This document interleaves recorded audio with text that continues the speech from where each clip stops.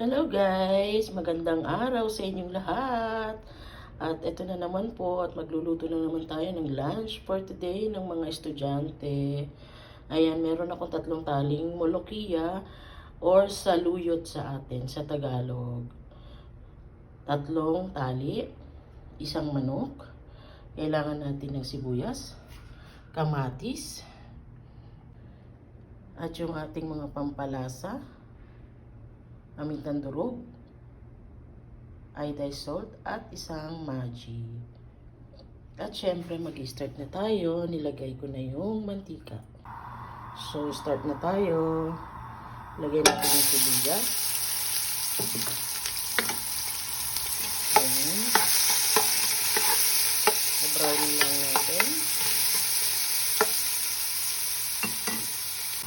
Ayan, kapag medyo brown na yung sibuyas, lagay na natin yung kamatis. Tapos, uunahin kong ilagay yung mga panlasa. Kasi sa iba, unang nilalagay ang manok.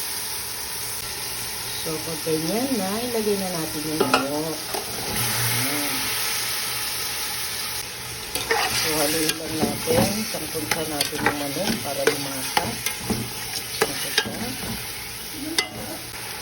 Ayan, medyo nagmakita na ang ating manok. So, haluin natin. Yan lang natin siyang kumata sa sarili niyang mantika at sarili niyang katas. Saka natin siya lalagyan ng tubig. Ay, o diba, nagmantika na siya. So, pwede na natin siya lagyan ng tubig.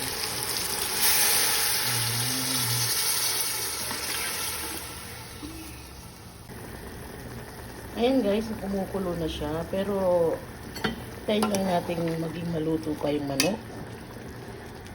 Para, bago natin ilagay yung molokiya. Takpan pa natin. At pwede na natin ilagay yung molokiya. Kasi medyo luto na yung manok. So, pwede na. Lagay na natin yung molokiya. Ayan. Tapos, haluin lang natin. Ayan. Haluin lang natin. At dito sa kabila, magpiprito tayo ng bawang.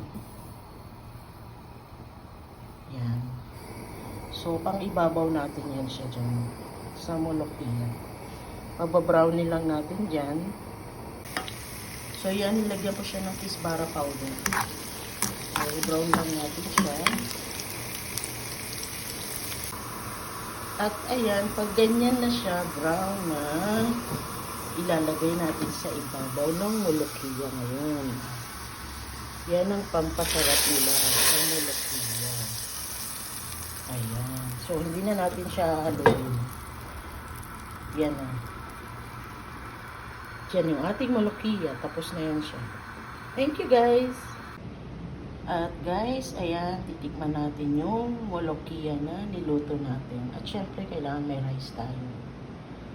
Ayan. Kain tayo guys!